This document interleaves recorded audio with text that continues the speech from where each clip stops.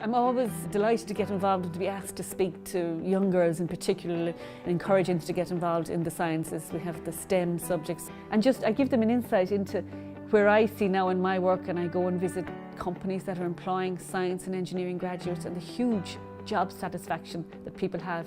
There's huge opportunities and there's wonderful, I keep saying it, in the sense of job satisfaction. People really love what they're doing. So I always said that we need more women in politics, we need more women in decision making. From a politics point of view, I think the last general election where we introduced quotas, I think that's been very encouraging, and you can see the results in the makeup of the Dáil at the moment. We have more women there now, and that's good. And we've had a real sea change in Ireland over the last number of years in terms of the referendum we've had on marriage equality and repeal the eighth. The real good story from all that was the amount of young people that actually engaged in politics. I remember flying back from Brussels into Dublin Airport the night before the marriage equality referendum, and the sea of people there. It was a real movement, really powerful, and it was a great time, and I just hope that those people remember really how important their vote is and the fact that they can make a difference and they can influence change. There's been lots of challenges for farmers over the last number of years. We had the weather conditions. We see now at the moment that the beef sector is under a lot of pressure. There's concern around Brexit. There is a change in the Common Agriculture Policy proposals that are being discussed in the European Parliament at the moment.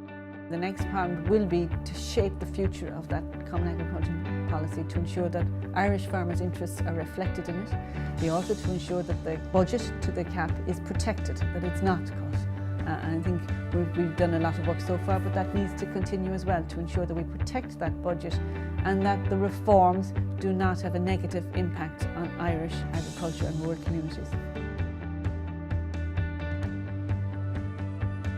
My commitment to climate change is really clear. I believe that it's important, it's something we need to do now, today, and we need to act.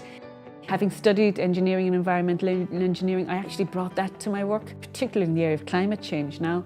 It is very useful. I think I have an understanding. Ireland's efforts haven't been good enough in this area. It's quite clear. Our emissions, we're not going to reach the targets that are required of us next year in 2020. So we're going to have to do much more.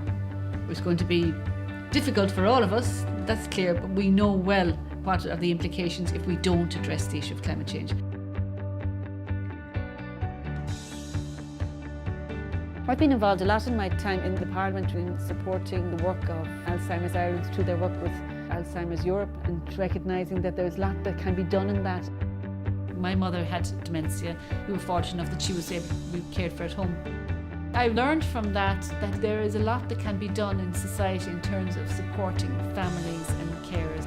Somebody who's really impressed me in all this area now is Helen Rochford-Brennan. I've met her, she's actually been in the European Parliament on a number of occasions. She is somebody who has Alzheimer's and is campaigning for recognition of the human rights of people with Alzheimer's, that they will be recognised and be part of our community. I've seen a lot of changes in the last 5 years, really, since I've been an MEP for the south of Ireland. I see people returning back, we see investment in the regions. Some areas are not doing as well as others. We need young people back here. We need their skills, their education attainment, but most importantly the skills they've learned abroad. And that's what we need to continue to work to do, to provide the climate and the environment whereby they can come and get jobs and settle in their communities. I think our cities are very important, particularly those cities outside of Dublin. We really need to build up the regions if we're to be that counterbalance. And by building up those cities and connecting them as well, we can ensure that we will attract investment and jobs into those regions. I've been an MEP for 5 years and I've been in politics for almost 20 years. So I have a lot of experience. I understand this country and I think I understand what makes it tick. I think it's very important that we have that kind of voice in Europe. I believe that Europe is important for Ireland, but I also believe that we're important for Europe and we can play a very strong role there. It's a big stage for us. We're a small country, but it's a wonderful opportunity to have a say on a world stage like that. That is the European Parliament, that is the European Union. And I think I'm really passionate about the fact that that's where our future is, at the heart of Europe. And we need to to elect people there and put people there who understand that and who have that same passion.